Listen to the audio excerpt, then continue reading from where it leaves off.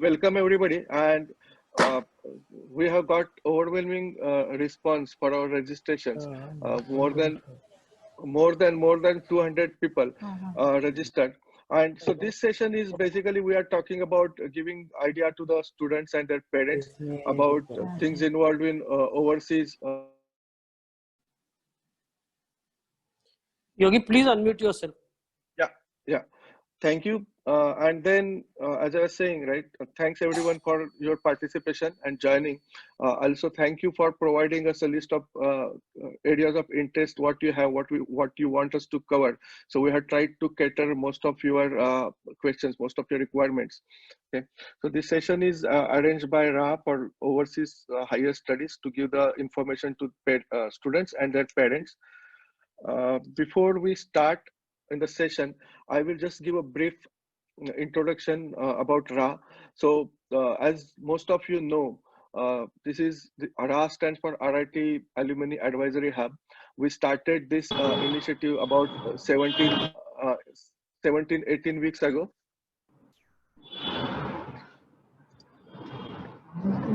There is lot of noise. Okay, we started this session about 18 weeks ago, and the idea behind RAAH is essential.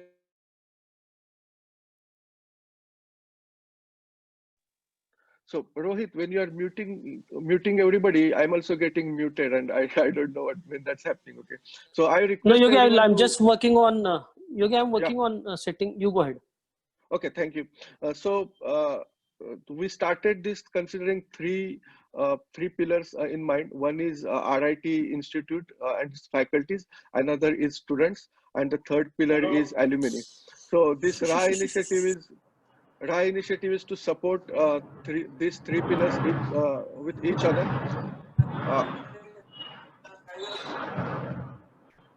So some of the things which I've been doing are helping students with the academics. We did a lot of technology sessions. A few weeks ago, we did a session on emerging technologies. We did 6-7 webinars for students in for students and alumni for various subjects like how to use LinkedIn effectively for their professional growth.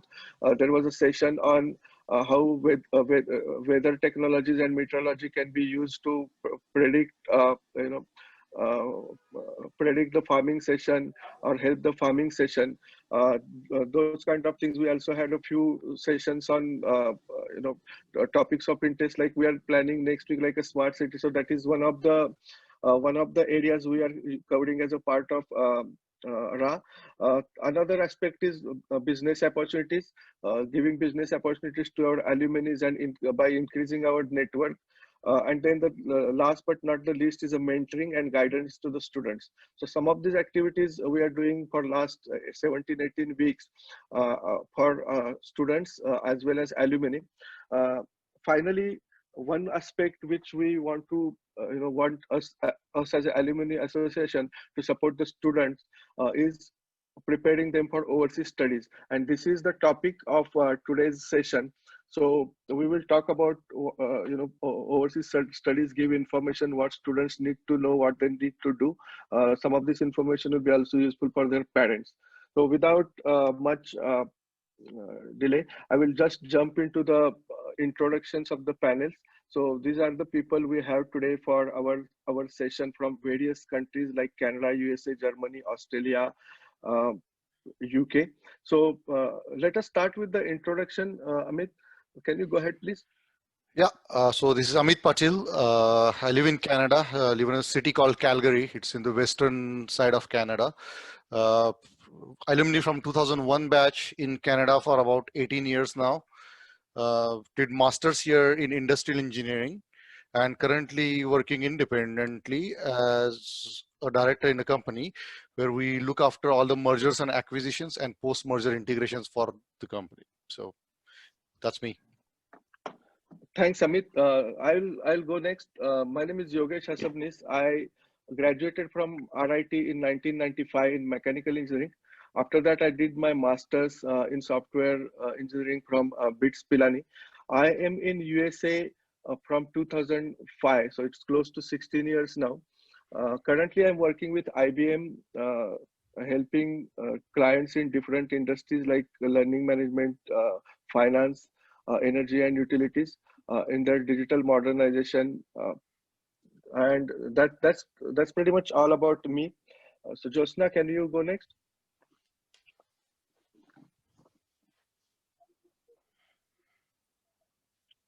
Rohit, can you please unmute Jyotsna? Yeah. Now I'm unmuted. So my name is Jyotsna Joshi. Basically, I'm from Shiraya.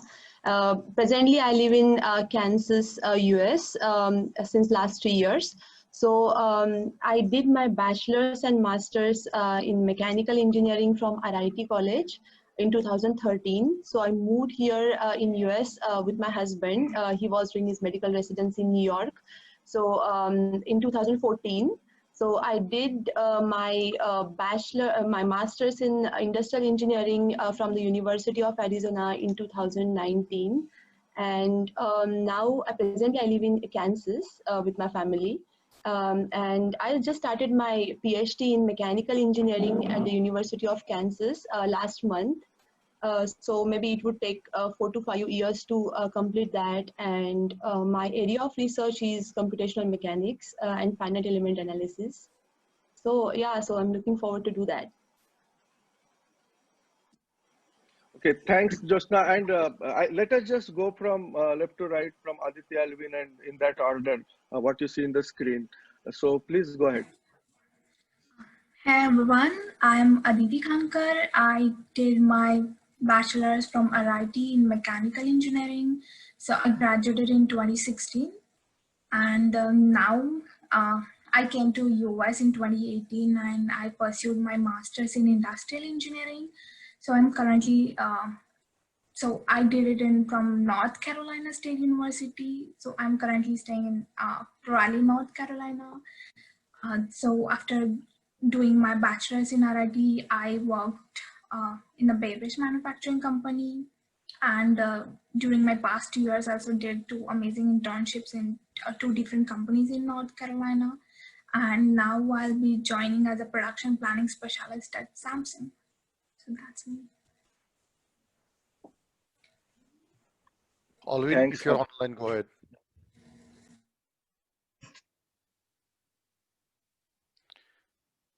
CG, do you want to start? And Alvin could follow with you. I'll unmute him.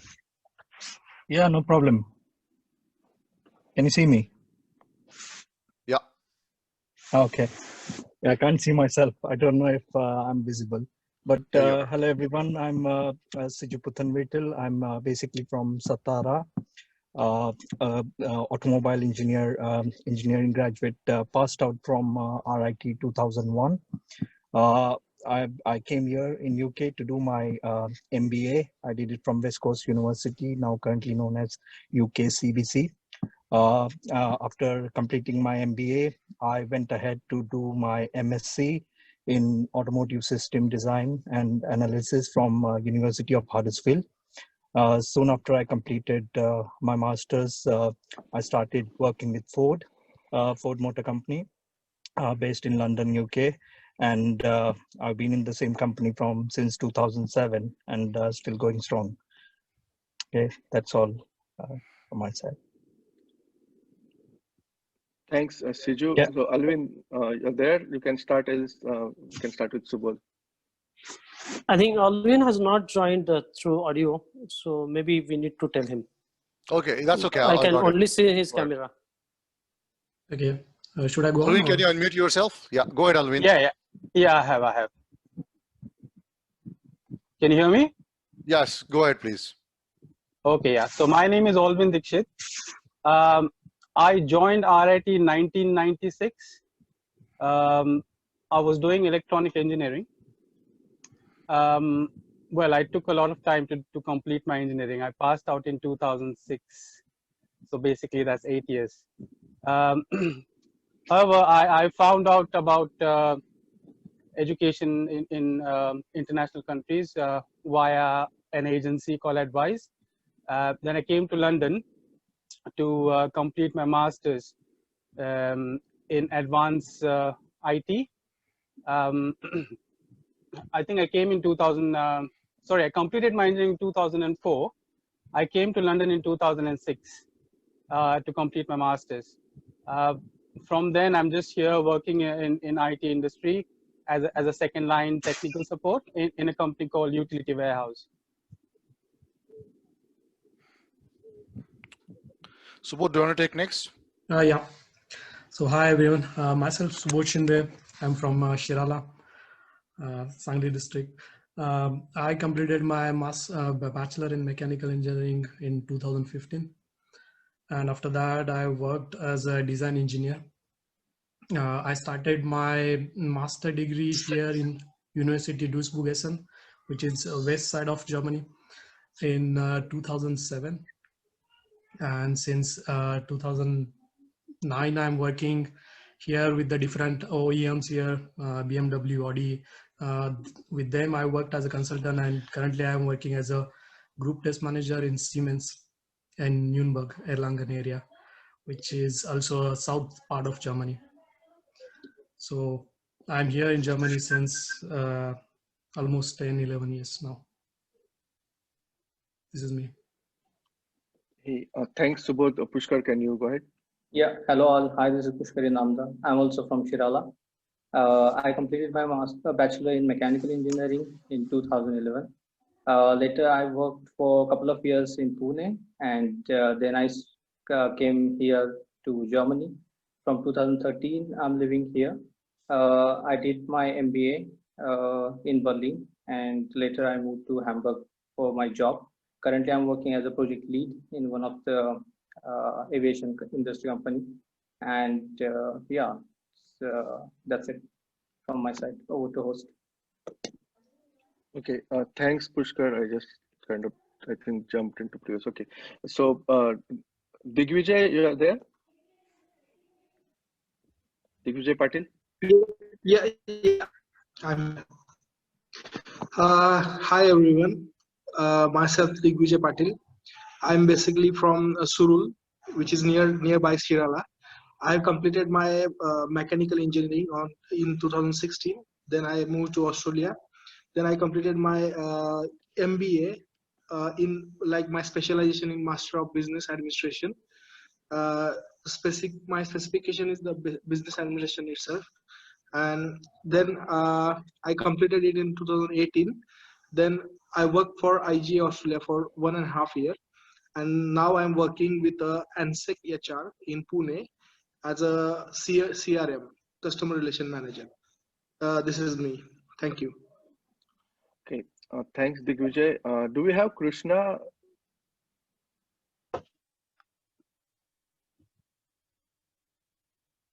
Okay, I think Krishna was not able to join. So let us move ahead.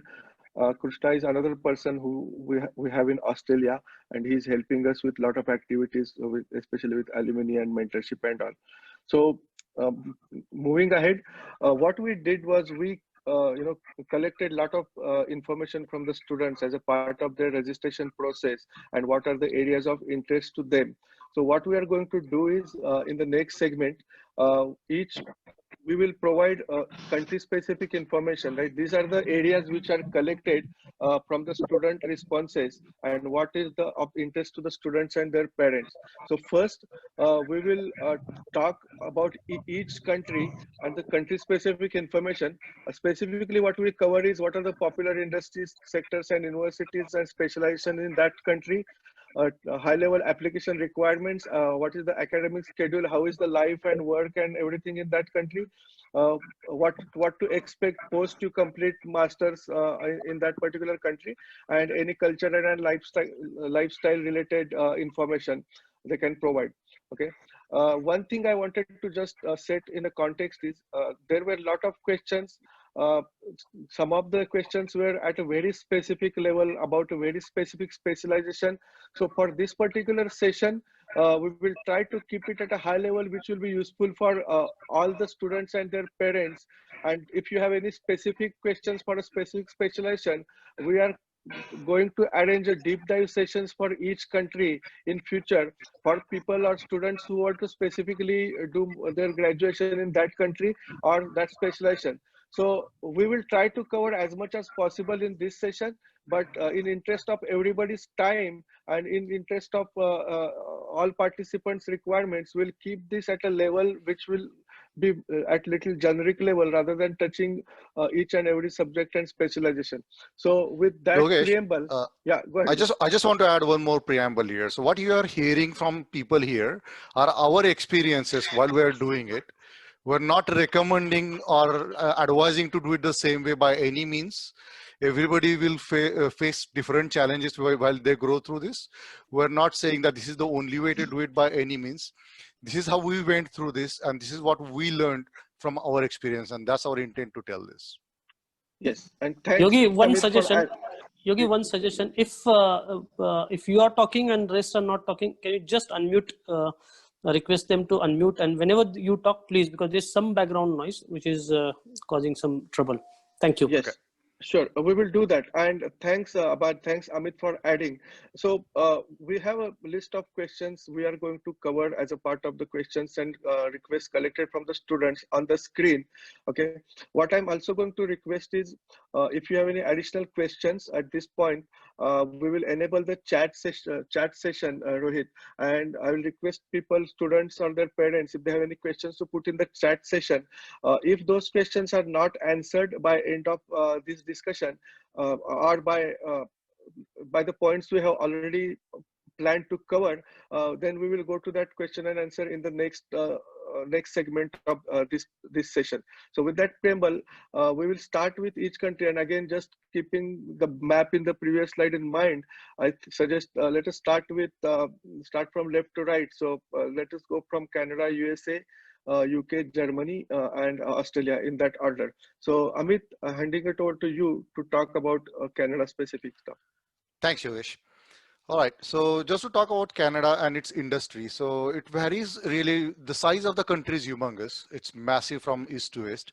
So if you look starting from east side, where we start rather from Nova Scotia, Quebec side. So most of the industry there is either mining or hydro, electricity generation. So moving towards further west, coming into Ontario, which is rather automotive based industry or finance based industry. That's where the big automotive assembly plants that are typically supplying cars into US lie, direct feed into Detroit and that area. Going further west, that's where you go more into mining first. That's where potash mines happen. So world's 60 to 70% of potash comes from a single province in Canada. That's called Saskatchewan, and it's a massive companies, all potash mining. Going further west, it's Alberta. That's where I live in. It's really known for energy sector. So world's second largest known reserves for oil and gas are in Alberta. Right after Saudis, we actually have enough oil and gas that could actually take us for a long time. Being said that, this industry is highly responsible the way they take it out. And going further west, that's where Vancouver and British Columbia comes in. That's where mostly tourism comes in, and some natural gas and wood industry is pretty big there. So the reason to explain this is the second bullet there is popular universities and specializations. So most of the universities are aligned with the existing industry sector in that area. So we don't have a specific university that would say that, hey, this university does only this. With one exception that I did not mention earlier is aviation. We have a couple of really top in the line, top of the class universities back in East in Montreal that serve the aviation market, and that serves aviation market worldwide. They are ranked really 1 and 2 in the world, and they have their own setup for entire flight operations and so on. As far as the popular universities are concerned, so you'll really see two things here. One, there is universities, and then second, there is colleges. Colleges provide some diploma programs and so on, not well known. You will struggle post your completion to get into the job market and so on. For university, if the designation is university, you would know it's a university. And they actually serve two programs within as far as the master's is concerned. So you will get one program called MEng, that's Master of Engineering, and second is called MASc, that's Master of Applied Sciences. So the difference here is when you are doing MEng, you are doing a program that's course based, just like what we do in India. You will have 45 credits to complete, and you'll complete it as one course, 3 credits kind of course. So most of the courses are highly practical courses. You'll do a lot more practical work than just the theory. and the other side is MASC. So this is the thesis-based program where you are more focused on the research. This is where you go and do more specialization. People ask me all the time that, hey, I want to do specialization in mechatronics, specialization in automotive, or so on, right? So this is where people do MASC, do their thesis in that particular area. Your courses are covered, and most of the times the thesis is either sponsored by the industry or your professor is working on certain research, and your thesis is a small piece of his bigger research. Okay, so the universities are not there to educate. Universities are there to do research, and education comes as a part to support that research. Okay, so you are part of a bigger scheme. That's education. Going to the application requirements, I don't want to go what's your GRE, what your TOEFL needs to look like. You could Google that or go on your sites and look at it. But what I want to mention, even if you have top of the line GPA in your class, or if you have top of the line GRE or TOEFL, you might not get in. What you need to be aware of is you need to have extracurricular activities more than just your curriculum. It's not all about you got 98% marks. Nobody cares. It's about what extra you did. Do you have experience? Did you develop the skill set that you can use while you're doing the masters? Or do you have leadership experience? Have you been, say, I'm just giving this random example, but president of MESA or president or led some team to do something? Can you prove it on paper? In addition, you really need strong recommendation letters from your professors or your bosses as well. Talking about academic schedule, we really have 2 semesters here, fall and winter. When we say winter, we really mean it. So when we say winter in January, we're talking about minus 40 degrees Celsius. So please be aware of that. I don't want to make it look anything better than that. It's very cold. Summers are beautiful.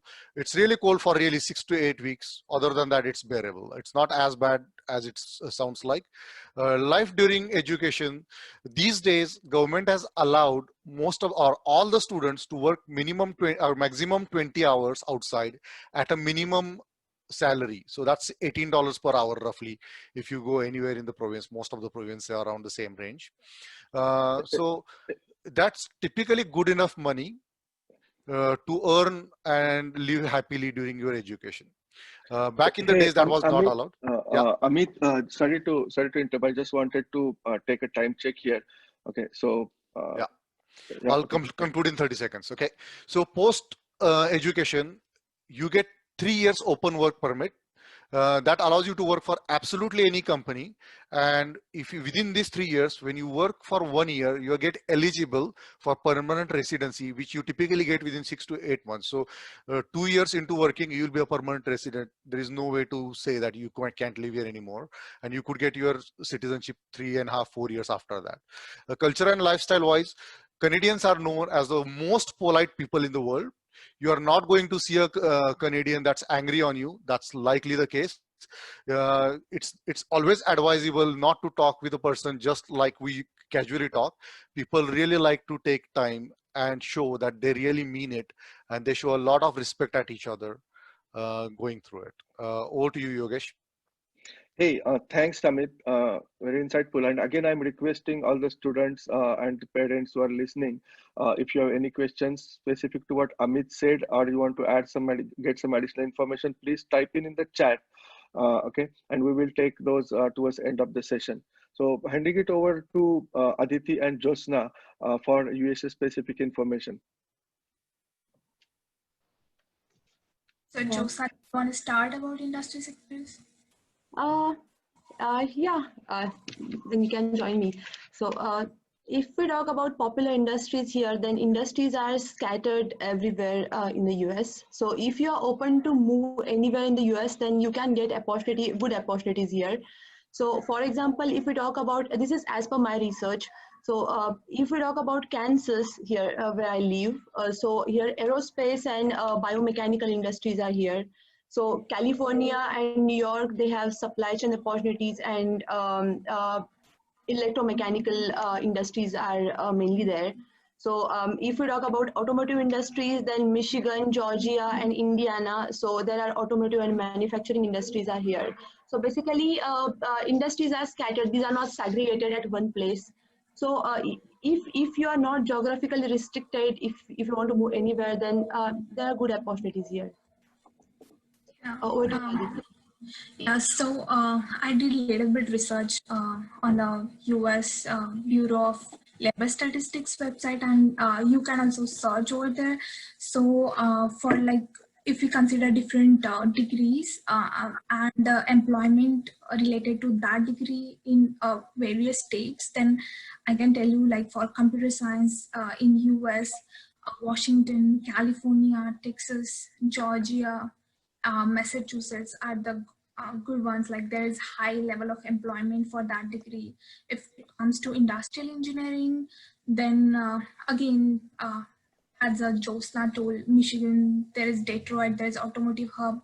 So Michigan is good, Wisconsin, Ohio.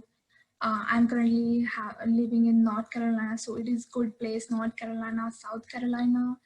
Also California, Illinois, they are good for industrial engineering. Also for, if we talk about civil, then again, California, Illinois, Ohio, Washington, Colorado, they have like really high employment rate for this degree. To talk about popular universities and specialization, like everyone knows Germany is famous for mechanical and automotive sector. Likewise, everyone know like USA is considered hub for computer science because there's Silicon Valley. Having said that, US is really big country, and it has like various different industries. So US is it's not just okay, they have like huge job opportunity for computer science and electrical electronics, but it is also good for if you want to pursue career in if you are from civil background, you want to pursue career in construction, structural management, then it's good. For industrial, it is good. Like for mechanical, it is hard to find a job in US, but it is not impossible. Like, I mean, you have to put more efforts if you are from mechanical background than for a person who is in computer science. So to talk about popular universities, of course, UCB, University of California, Berkeley, CMU, Carnegie Mellon University, Purdue, Georgia Tech, also University of Illinois, Urbana-Champaign, University of Texas, Austin. These are really amazing university, and for that you'll probably need to have GRE score around 320 and TOEFL above 100 and amazing GPA, amazing, your profile should be amazing. So do you want to add something, Josna? So I would say, okay, Aditi, I will Josna and Aditi, I will just interject there. Okay, so when we are talking about the scores and all right, lot of these universities from the application requirement perspective, and this is true not only for USA but other countries also. You need to prepare other stuff like statement of purpose. You need to get recommendations from professor and stuff like that. But other than your academic, you also need to have some, some experience in what you are doing, some kind of leadership shown, activities done during your student life, and you need to highlight those in your essays and in your statements, right?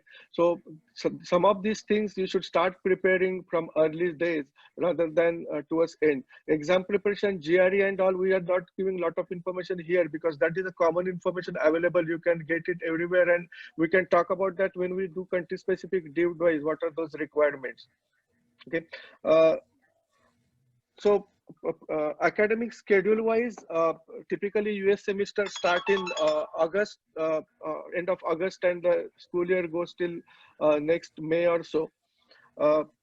Similar to Canada, the weather is, weather varies from countries. Some of the things you need to consider, again, I'll go back to specializations. When you are choosing a college, in the area you want to do specialization, also look not only at the ranking, but also look at what are the industries in your area available nearby that college area. So that can help you for internship and stuff like that. And I know we still have not covered, again, life during education, lot of questions I'm seeing coming about cost of and expenses. So that we'll cover in the second portion of this session about finance and cost when we talk about that. right? Like post-education, getting work permits is little bit challenging at this point of US, but then we can talk about those. Job opportunities are there for most of the fields. I think getting jobs is a little easier than getting work permits in current stage. Okay, so anything you want to add, last 30 seconds, Josna and Aditi, before we move on to the next country? Yeah, I would say, as Yogesh sir said, that the research and other things are most important because whenever we compare two students of same GRE and TOEFL, at that point, it's very important to, it's really important matter that what you did during your engineering. So that's the important thing. Yeah. Yeah, and Okay. to add something, so like as Yogesh sir told, you should have full package, not just your score, but you should have like good research background, good projects, good, you have done some good internships, and you should prove why you're passionate to pursue specialization in this degree. So I am seeing like lots of questions about certification, EPICS or CPIM. So these certifications are considered really good when you find full-time job opportunity. But to get into university, you don't need to have these certifications. Um, I mean, you can like do particular softwares like. So, Aditi, sorry to interrupt, but what I would suggest is about the certifications and other deep level subject, right? We will just keep at the end of the session, or Yeah. we will cover that in the deep dive session. Again, I'm just looking at the time, and we still have 3 more countries to cover, and then a lot of questions which already we got to address. So, I will hand it over to Siju and Alvin to talk about UK.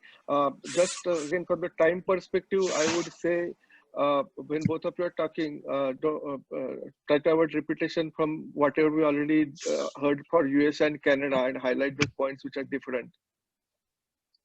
Yeah, thanks, Yogesh. Yeah, I'll try to be a bit quick here. I think it will be myself mostly speaking on most of the points here.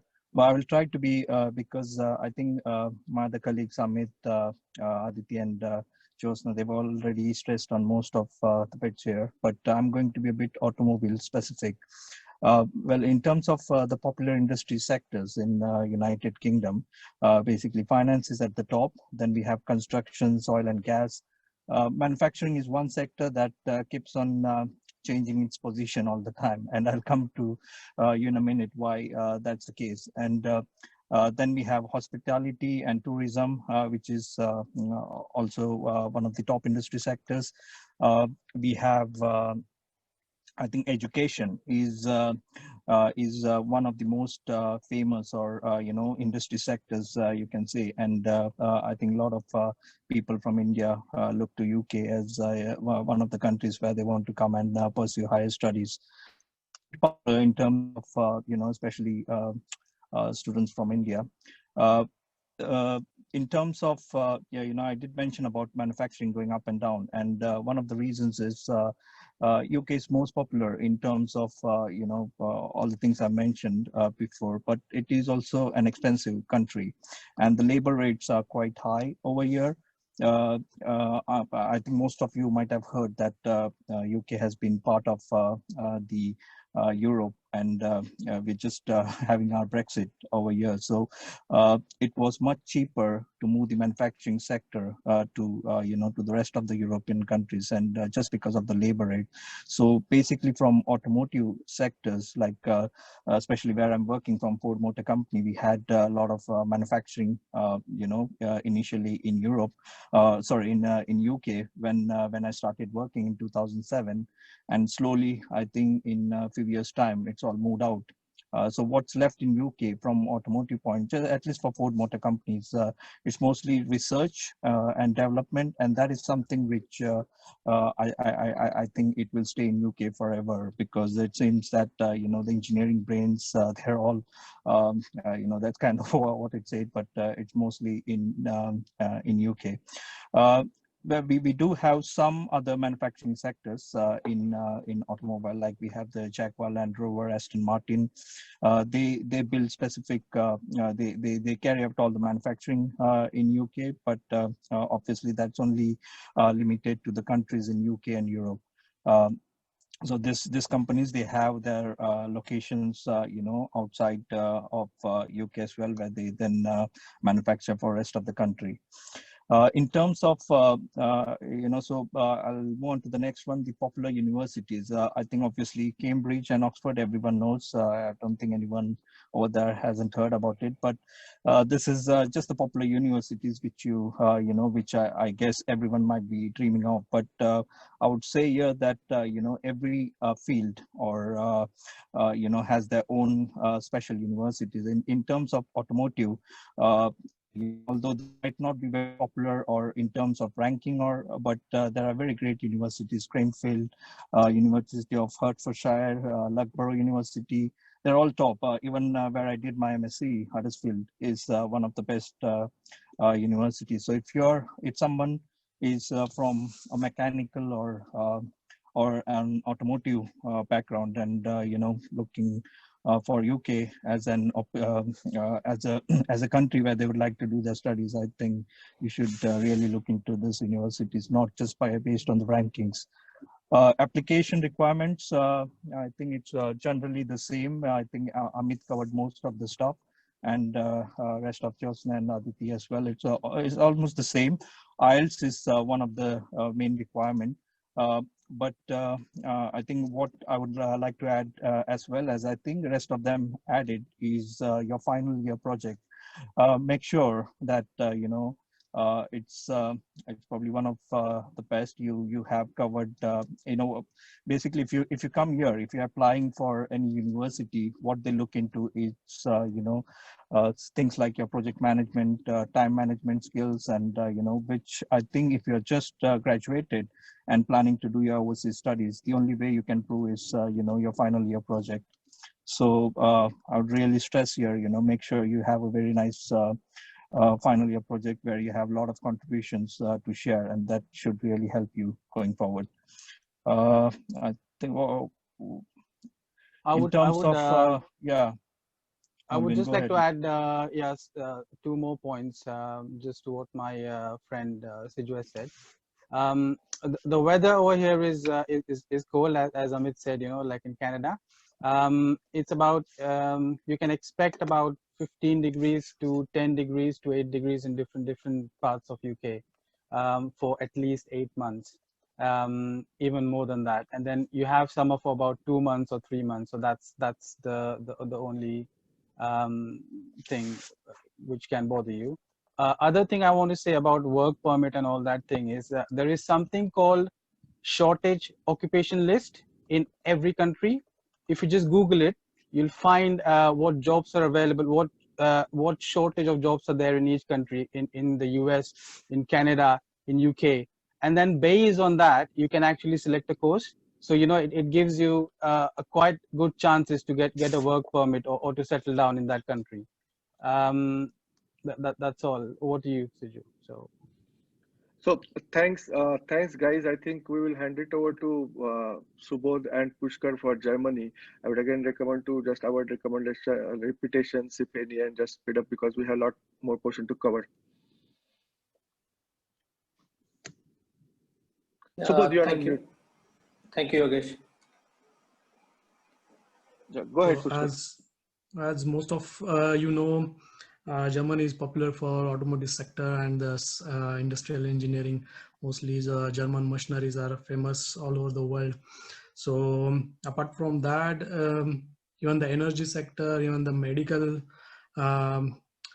it won't be exaggerated if I say the Germany is the land of ideas, we say, because most of the research will happen here. Most of the scientists like Rudolf Diesel, even Karl Bosch, those are from the Germany. And popular universities, I would say there is no such concept as a ranking of universities in Germany.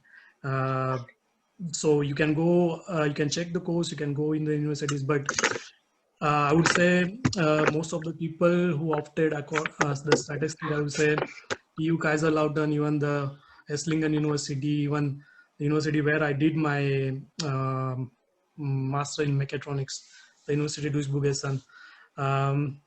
Those are good universities. Even there are a lot of good universities. I won't say they are not good universities, but you have to check for the specific courses what you want to do. The application and requirements, I would say some universities still accept GRE and TOEFL. Even as far as I remember, some were also accepting this GATE score also. But I would say in Germany, there is most of the universities, no tuition fees are there. So it's an advantage in Germany. And most of the universities now offering courses in English. So when I came, it was 50% English and 50% German. So it's better to learn the language because it's a crucial point when you come here. Although you don't need it in your academics, but after that, maybe it's very helpful to get a job or to look for more opportunities. I would say in my master, I had almost 23 subjects. It's not like in US, you have some specialization. So I won't recommend to do a part-time job. Instead, focus on your studies and finish, because you have only 4 semesters. And then you are in the last semester, you have to do practice, the thesis and internship. So it's better to focus on studies, finish your studies as soon as possible. Life during education, I just told you. After education also, as I said, if you speak German, there are a lot of opportunities for you. And the experience is a good thing. Again, if you have a previous experience in India and some management roles, management experience also, it will help you. As Amit also said, in Germany also people, I would say it's a bit different. Peoples are more reserved kind of thing. They take their time to mingle with you. And I would say it's a good thing, because once you know the people, then you can freely talk with them. But they are really helpful people once you know, and even at the work, it's a very friendly, it's no discrimination or something. So everyone is equally treated. And after Second World War, the kind of improvement they did, the kind of infrastructure they have, it's tremendous. If you know the language and if you study here, it's one of the great countries to live in. Safer for everything, from job side, from personal life. It's a really safe country, I would say. And apart from that, maybe Pushkar, you can add something. Yeah, sure. Thank you, Subodh. I would just like to highlight that now the trend is changing, and as you can see, more startups and e-commerce websites are coming to Germany. So Germany is now not only restricted to automotive and mechanical or industrial engineering, but also open for the IT or computer science and related fields. So students who are looking for these sectors can also come to the Germany, and it's a little bit easier for them because the coding and etc. happens in English. So of course you need to learn German, but for the working things, it is a bit easier as compared to us. And yeah, so just I would like to highlight some points that the application requirements.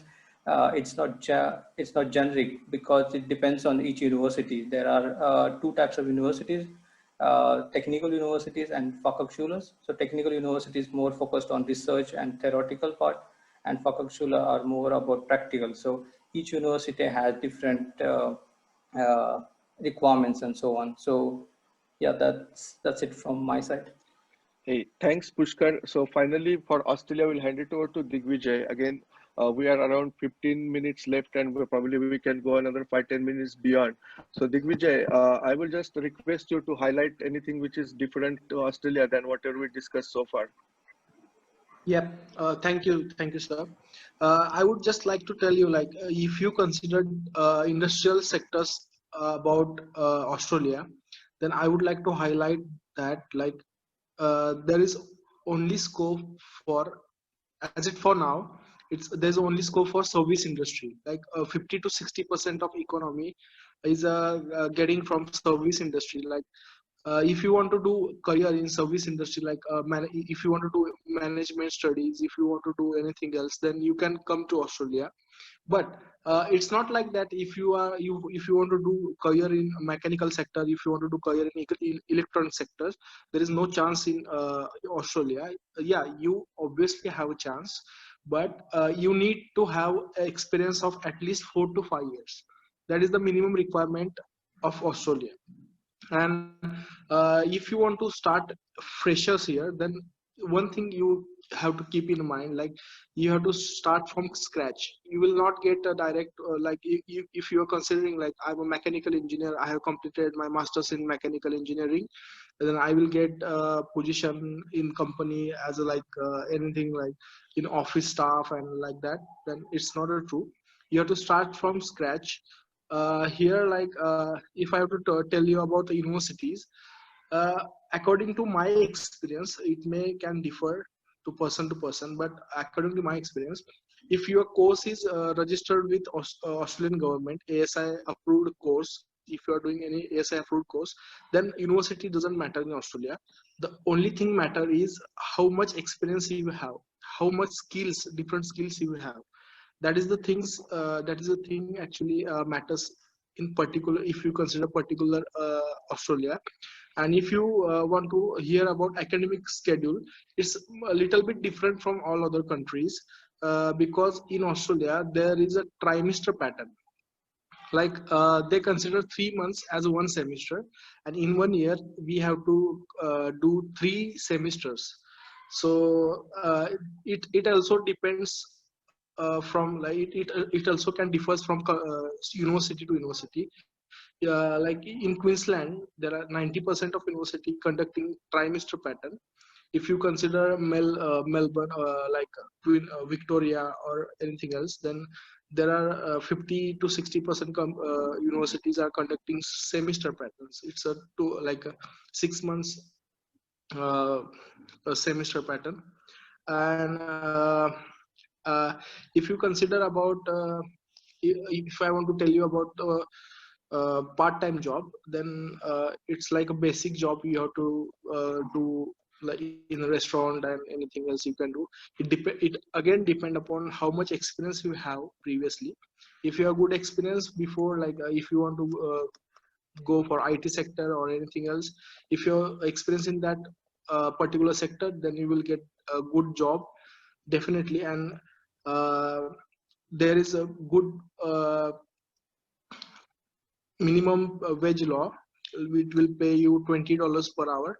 I think it's more than enough to pay all your expenses during your education, and you can have a good lifestyle as well while you are educating yourself. And if you consider about culture and lifestyle, like it's all about like everything else told you already, so I don't want to add anything else. Hey, thanks Digvijay, and thanks everyone. So now we are going into next section where we'll be answering the questions we collected from the students and their parents during the registration. Okay, before we do that, I'm going to request Yogi, just before that, Yogi. Yeah, go ahead. Yogi, just one housekeeping suggestion in between. Rohit, please record the chats for our reference, so that Yogesh and entire overseas team can take note of that, and then maybe later it will be very useful for us. Yeah, that is good point, Abba. That is good point. So before we close the session, just copy the chat somewhere. And I was also going to say to all the panelists that while we are answering these questions, also look at the chat. There are a lot of questions, people asking the questions, and we are responding on those. So Subodh, Pushkar, Digvijay, Aditi, everyone, look at the chat and try to answer the questions there, whatever you can. So going and Yogi, just another thing, like while you are repeatedly telling one important fact about leadership qualities during undergraduate program, I think I would like you to highlight initiatives like RAAH. Will they help the students if they participate in our different forums, different initiatives, to qualify for those credits?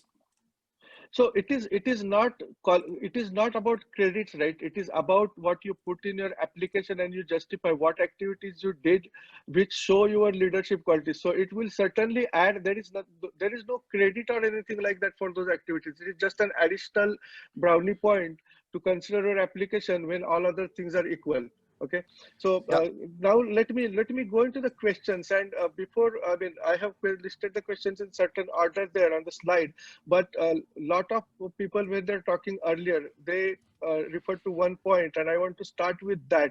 Right, lot of questions coming about if it is easier, if it is better to do post graduation overseas immediately after your BE or BTech, or get couple of years of experience. So Digvijay covered that, Amit covered that to certain extent, Subodh and Pushkar also covered that, right? So there are two aspects to it. One thing is getting admission to colleges itself. I don't think it makes a big difference how much prior experience you have, but where it will make a big difference is after you complete your master's or post graduation from any of the overseas university, and when you are looking for a job in that country, your prior experience will count a lot. It will also prepare you for your masters. And Amit, I know you have some point on this one, so go ahead. I will let you talk about that. Yeah, so prior experience really matters, especially when we are hiring from our universities. Typically, we don't want to go out for, just like in India, right? Nobody wants to go out for the fresher as is. Especially after masters, the program is typically designed for people who already have experience. If you look at local candidates in the masters, most of these local candidates who do masters have some kind of experience, or they're working a day job and in the evening they are in the classes to do masters as well. So that's a typical way of saying it, Yogesh. Yeah, and other point, sorry, Amit, other point is, right, when at least in my case, and I know a lot of people I spoke to, when you pass out engineering or B or BTech, you really don't have idea what you want to do, what specialization you want to do. You might have some thoughts, but if you work couple of years in industry, you get a better idea where you want to do specialization in, what is the area you want to pursue for your long-term career. So it helps from that perspective as well. Amit, or anybody else, if you want to add something in that regard. Yes, I would like to add something. Go ahead, Vijay. Yeah. Actually, what I think, people don't have any clarity in their mind, like what they want to do after completing their bachelor's degree. Because most of the things, like I that is my personal view. Actually, most of people think like, I will, after I complete my bachelor's, I will do masters in USA, Canada, Australia, or anywhere else in India, in the world. But they don't know how to approach to that masters. It's not like I want to do masters in overseas, but they first have to understand what they want to do in their career. If they will be specific to their career, if they want to do specific research, if they really want to do something which will add in their career or in their life, like if they really want to make some difference, then they must have to understand what they actually want from their life, like how they want to use their previous knowledge to further knowledge. If they consider like, if everyone is going overseas, I want to go overseas, then I think that is a wrong approach. They Absolutely. must. Thanks, Absolutely, Digvijay. Absolutely, Digvijay, right? And I think that's why having prior experience before you go for masters helps in, number one, knowing yourself what are your strengths and weaknesses and what specializations you want to do, and again job pursuit after your graduation. So with that, I will go to the next question, which was big on everybody's list when they asked, right, about the cost of education, financing options, and about supporting your finances either by way of scholarships or opportunities of job while pursuing your education in overseas. So Amit, I will let you start with this, and then everybody will pitch in from their experience. Sorry, Yogesh, can you repeat? I couldn't get the last point. Yeah, actually, okay. The next question was about the financing options, okay, cost of education, how sure, to go about loans, scholarships, etc. Yeah, so on the cost of education, we really intently did not put it on the slides because it varies. It varies by universities within the country, it varies by the country and where it goes. For example, just talking about Canada, an average university master's would cost you somewhere between $40,000 to $50,000. So that's about roughly 25 to 30 lakh rupees if you want to convert it. But at the same time, the high-end universities such as Queen's University of or University of Toronto would easily cost you 140 to 180,000 dollars. That's about 70 to 90 lakh or 1 crore rupees or so on, right? So that really varies. Living also varies based on which state, which province you live in. Okay, so if you are living in somewhere decent such as Alberta, it could be slightly easier, so your part-time job typically pays for it. At the same time, if you're turn left onto can you mute? Okay, so if you're living in Toronto, that could be extremely expensive. So that's another thing. The best way to look at this, if you go to university's website, obviously you could find the fee structure there. On top of that, universities provide you a structure of what living expenses look like. On talking about loans, there is no simple answer for that. In our detailed, we will have detailed sessions. We plan to bring in a couple of loan specialists in those sessions, so they will provide you the details on how to get loans and what's required. Obviously, make sure all the paperwork for your properties is very clean on your or your father's name before you do that, otherwise you will struggle even to start the loan. And getting scholarships again varies country by country, but most of the scholarships pay really good towards your tuition fees. They're not there to put in the banks. They're essentially enough to pay for your tuition fees and get, so that you don't have to work outside and so on. So that's essentially the bottoms around it. In our detailed sessions, we'll touch more based on country wise, what kind of scholarships are out there and how to get loans on that. Over to you, Yogesh, for the next one. Okay, thanks, Amit. And I'm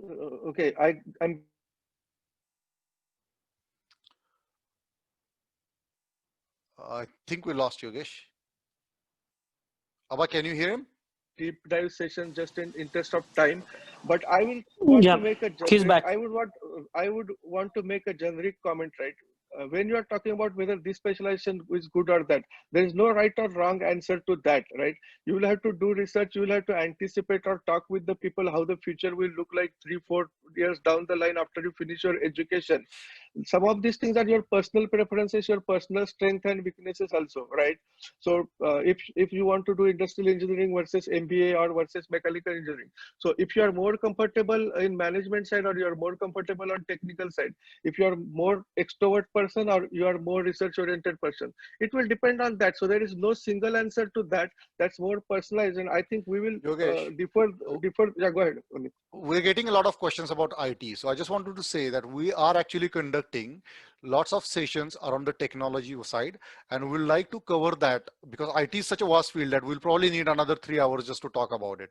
So we plan to have a single session where people are asking about data science, blockchain, and so much more questions there. And we have plans to conduct a single every session, one technology, and do a deep dive around it, and we'll cover it at that time, guys. Yeah, sure. Thanks, Amit. And I think some of those things will differ to deep dive sessions and next sessions. Another questions I got a lot during registration, and I'm seeing here also is getting jobs in India after overseas degrees. How much weightage overseas degrees carry in India? So either you work in overseas for a couple of years and come back, or immediately come back. So can someone take this question? Yep, I would like to tell you about it. Yogesh sir. Yeah, go ahead. Go ahead. Because like I'm actually working in India currently, so I would like share my. So Digvijay, you are breaking a lot. You are not audible. Hello, am I audible? Yeah. Digvijay, you can stop your video. Am I audible? Yeah. Sorry for that. Yes. Actually, like when I came back to India, like in June, 20 of June, because of this coronavirus, and then I was just sitting in home, and then I was thinking about why I can't use this opportunity to work in India, to understand Indian work culture. Then I started searching jobs. Then I got now I'm working with ANSEC HR as a customer relation manager. So when I came to interview, then definitely I will tell you they always have different approach for you because you have that international overseas degree with you. So they always treat you as a different person. But if you definitely have to be specific about what they want from you. If they are asking about if they want like if they want to hire you about on as like me on customer relation manager post, then they will definitely ask you some basic question, some specific question, and you have to be like more specific to them. Then they will hire you. It's not like you have 40 lakhs package in USA, you have 60 lakh package in Australia, you have 30 lakh package in Canada. It's not about your package. It's all about what they want from you. If you are really fitting in that criteria, they will definitely hire you. That's my genuine experience. Yeah, thanks, Digvijay. And I think it is, I mean, most of companies in India, at least the big companies, do consider and give weightage to overseas degrees. So I don't think that's a problem, considering or recognizing those degrees. I'm just looking at the time. We are already 3 minutes ahead, but we can probably go for another few minutes. Okay. So there are a lot of questions about sources to find additional information about college ranking, college rating, courses they offer, etc. So one thing is you can get a lot of that information through Google, and we purposely did not cover here because we wanted to share more from our experiences. But for all those who have registered, right, post this session, we will send a mail with those links. Amit spoke about Macalin in US, they use US News and Reports. So for each country, we will share some of the links in a day or two via email to all of you. Okay, one more question I would take before we move on to the next section, which was asked by a lot of students, is pros and cons or justification doing overseas study versus study in Indian universities, may it IIT or any other universities. So Amit, start with that, and then Subodh and Pushkar and all can pitch in. Yeah, so again, one thing I want to really mention here is studying overseas is not only about studying, it's about throughout the experience of doing it, okay? It's about going through the process, learning about it and so on. So is IITs and other places as well. Before Pushkar goes in the details about it, I just want to mention that it doesn't matter where you go, you really need to make sure you are choosing the right university that fits you well.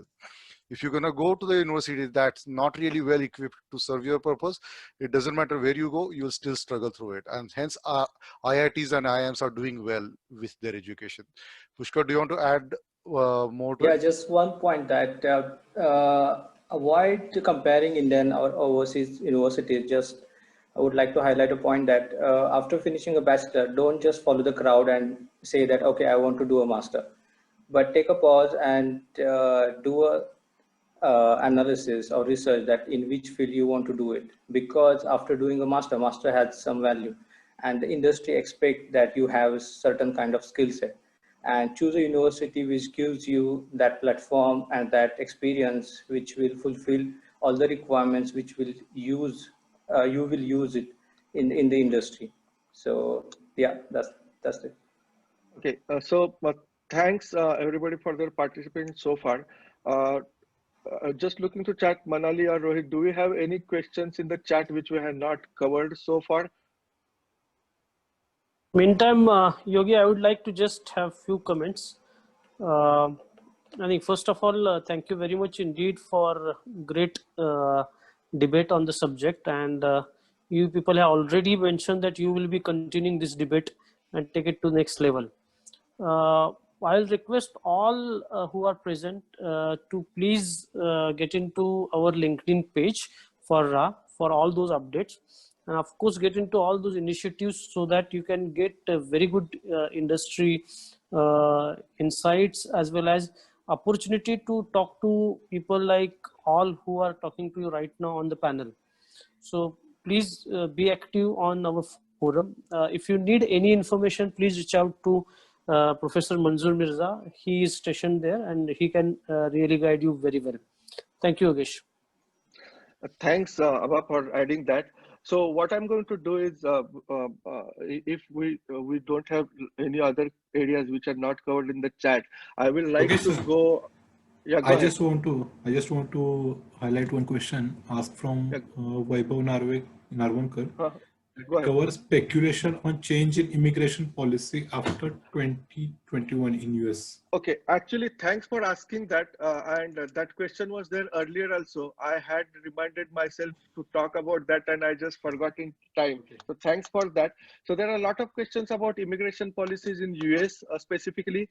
There are a lot of questions about how COVID is going to change the things in terms of accepting international students and all, right? So my experience, I will talk about immigration bit later. There is a political flavor to it. Lot depends on how the things go in November election in US. So let us park that, right? But those things in my mind are little transient. A lot of things depend on that, especially when it's coming to impact of COVID, right? There will be some temporary impact in the sense that a lot of universities are online, offering online courses, and the first semesters, at least in US, started with people, overseas students, doing their classes from online. My own son is started his first year of engineering this year, and he is doing his first semester from home online, and his class has lot of students for their first year engineering from India as well, who taken admission into US universities, not only for postgraduate but at their bachelor's level, and they are also doing first semester in India. But uh, in long term, I don't think COVID will have a impact in terms of how much students the universities will accept from international.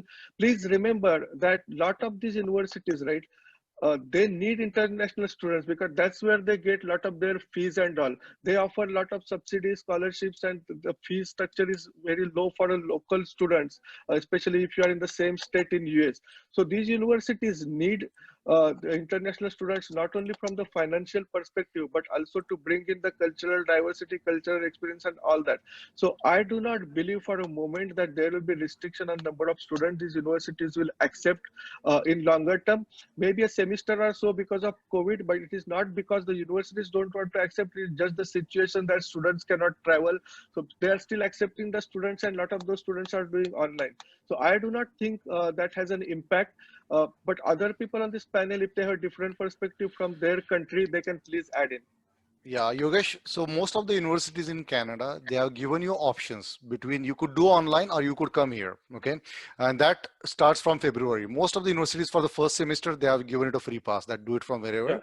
Yeah. In addition, what Canadian government has done is they will consider your 6 months that you are doing online education from overseas, international education from your home country as a credit towards getting your PR. So that's not going to hinder you while you are going for the work permit process. Typically, you will need 2 years to stay here as a master's student to get it. But in this case, they just have given 6 months free now.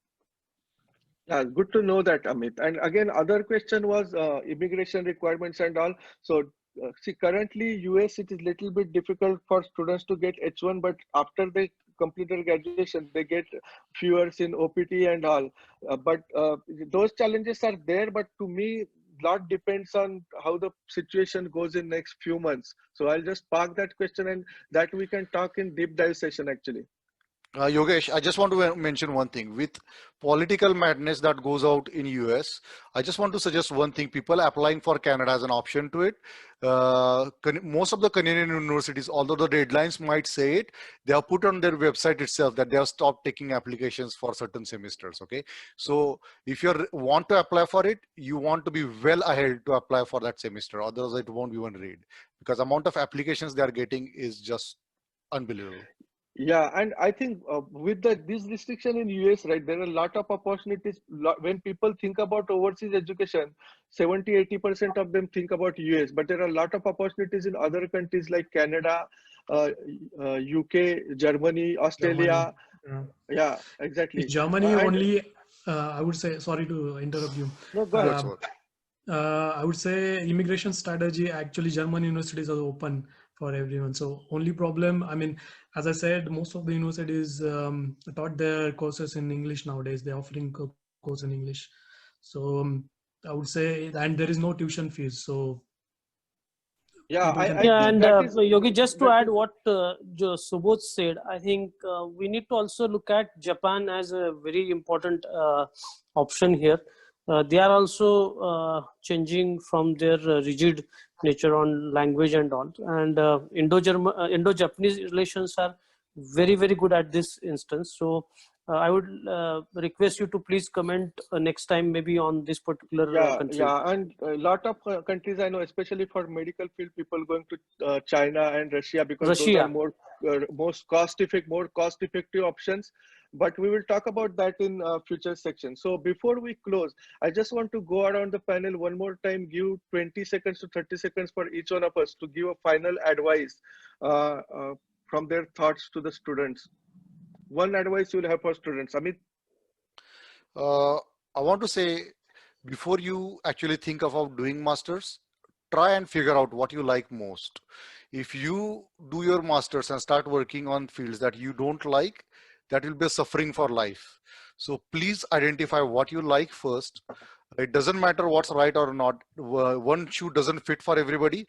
So what you like will fit you the most and you'll enjoy doing for the rest of your life. So take time, do your research before you commit something for a long term.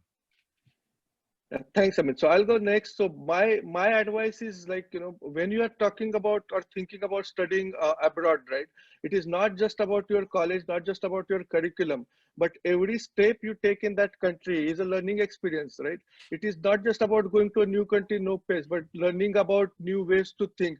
I am pretty sure when you talk to people from different countries or you go into different country, it broadens your thought process, it broadens your horizon, the way you think, way you act to the things. So that is biggest learning than what you actually study in your technology or your courses or what you learn about your mechanical engineering. But you learn about how people operate in different countries. That cultural experience is a large. So give a thought about that. And why I'm bringing that up is, especially now when there are a lot of Indian population in US, I see a lot of people who come here for work or studies. They try to stick to their own community, they're from their own state, from their own language, or within Indian community, and they do not try to mix up a lot of with other people. So my advice is, try to interact with people from different cultures when you're studying overseas. That will broaden your horizon, that will broaden your thought process, like whatever, unlike whatever you will study in your college and courses. So that's my advice to the students. Yeah. Hi, so this is Jyotsna. So if I want to give you one advice, in general advice at this point, then I would say that find good mentors during your education and career who can guide you through that path, because generally in our last year we get our guide, and that's not enough. So from the first year of your engineering or second year of your engineering, find some mentors, so that might be your professor's guide or senior person from industry or your seniors, so whose area of interest is similar as of yours, and so that different mentors will provide different ingredients and perspective to your whole growth and success. So do that. Yeah, that's the important thing right now.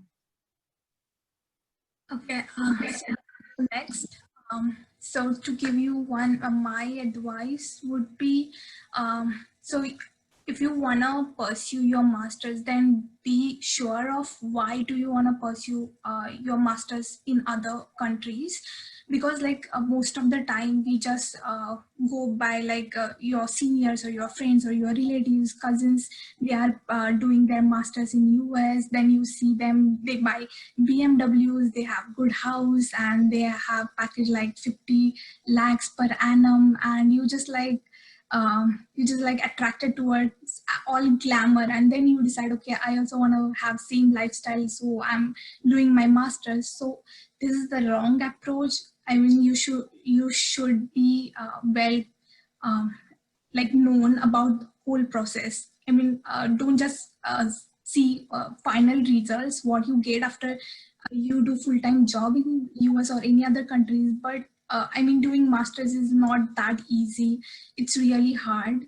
It's not like a degree like in India. We have like assignments and exam and study. We do like just before the exam we study for like 10 days and give exam. So it is not the case here. You have to study really hard, like for so long hours you have to spend late nights in library, then you have to come home, cook your food, manage your finances, do dishes and everything, and you are really like thousands of miles away from your homes. So it is good chance you will be homesick and you will like regret why did I come to other country.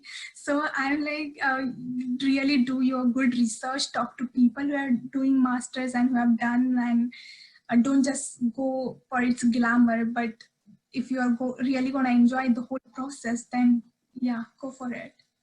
I think that's a great point, Aditi, right? It's very important not just prepare academic wise and your scores and all, but you have to be mentally prepared, because most of these students will come, they would have like, when they're in India, parents have taken care of everything. They do not even put their dishes back from the table when they finish their lunch or dinner. But when you come to outside, you pretty much have to do everything of your own. And that's a big, On your own, yeah. that's a big change, cultural change for everybody. And that's where support system like us comes into picture. We can connect you with the people who are there in that country, who have done that, not necessarily from our college, and give the mental support. And that's where mentorship also comes into picture, what Josta mentioned. So great point, Aditi. Subodh, please go ahead. Yeah, I would also say follow your instinct, but I would say it's difficult to know in which direction you have to go in first or second year. It's really difficult. Even after graduation, I would say it's really hard to decide which way to go. But as Aditi said, do some research, ask your seniors where you want to go, what is better for you, and then you can decide on your own. But I would say I come from the mechanical background. Now I am in the automotive sector, did my master's in mechatronics, and I am mostly into security stuff and bootloader stuff. It's like more of ECU testing, electronic control units. So it's totally different field, which is decided by my master thesis. So as I said, take seniors' opinion, ask them, don't be shy, and then decide what you want to do. Yes, thanks, Subodh. Siju, please go ahead. Yeah, I think it looks like everyone has covered lots of advice, and there's nothing left for me really. But I think if I have to be quick, one thing what based on my experience and what I thought was more important coming here is really focus on your final year project. Make sure it is probably one of the best, and you have covered all aspects of leadership skills, project management, time management, and working in pressure kind of situation. So I felt it very useful going forward. In fact, to get into get admission for an MSc, and securing a job at one of a good company as well. So it all helps. So final year project, stay focused, and try to get some good industrial kind of project which will really help you going forward. Yeah, that's all from my side. Thanks. Just want to add, Yogesh, I just wanted to add, I think this point is already covered, but just wanted to say that, before you go to any country, please have some work experience, especially in the IT industry. So if you want to complete a master's in IT, and if you have an experience working as a software developer or anything else, that will mean a lot when you apply for jobs later. Thanks, Alvin. I think it matters to every country and every field, Alvin. I think it's just not IT. Yeah. Yes. Okay. Yeah. That's the thing. And also, if you just do a research as well, if you want to stay abroad or after you complete a master's, you want to go back to India. So just do a little bit of research as to what kind of work permits are there, or what kind of visas are there. If it's a point-based system, or if it's the H-1B visa or something like that. So just keep that in mind as well, in case. Thanks, Alvin. So Pushkar, I think. Yeah. Go ahead. Yeah, I just want to share that while applying overseas, just keep two options or two countries in your mind. So in worst case scenario, if one door is closed, at least you have second door to explore. So always keep minimum two countries in your mind. Yeah, thanks, Pushkar. And that advice is good for life as well, right? Always have a plan B ready. Yeah. Okay, Digvijay, you want to add something? Yes, sir. Okay. Actually, I forgot to tell you about what type of exams you required if you want to come to Australia. The thing is, you only require IELTS score, which is more than 6.5. It's more than enough for Australia. You don't need GRE score. You don't need anything else, and you need good academic previous academic records. That's what I forgot to tell you about. And I would like to add something about, like, whenever you want to come to whenever you want to go to any country, just check what type of skills set the country required. There is one immigration page uh, on their website, on their government website. They will tell you about what type of skills they want and how much points they want to get a PR in that particular skill. So, skill. Digvijay, sorry to interrupt you, but what I'm going to suggest is, after this session, right, we will send those links to students via email who have registered. So please send those links to me, and we will put that in the email. We'll compile them. Yeah, sure. Definitely, Okay, thank definitely. you. I will send you. So, And I already shared my contact number in chat. So if anyone have any queries about Australia, they can contact me personally.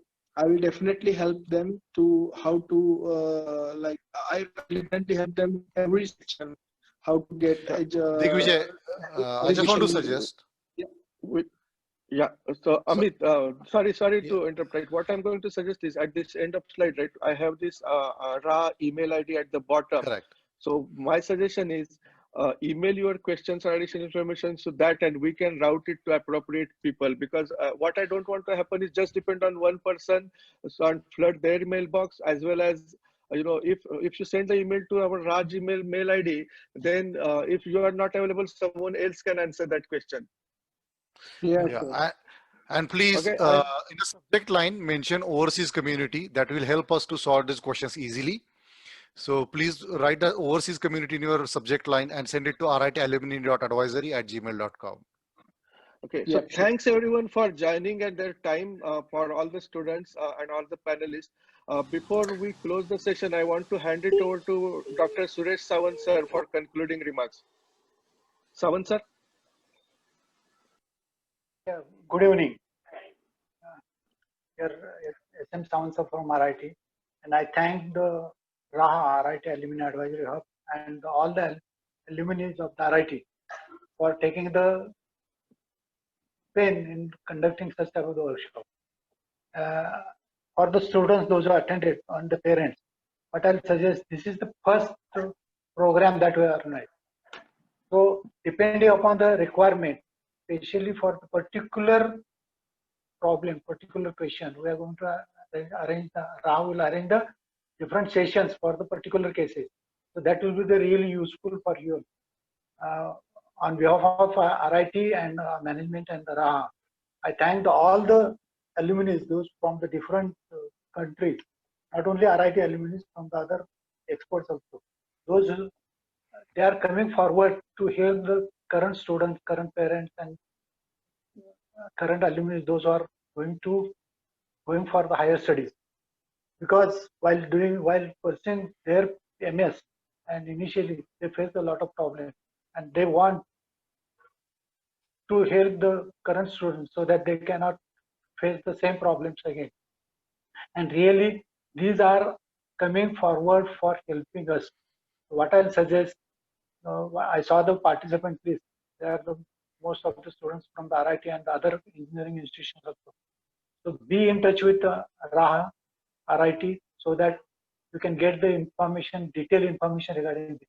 And once again, I thank all the members of the RAAH, as well as all the panelists, those who have taken the spare their valuable time, because there is a difference in their actual time in depending upon the different countries.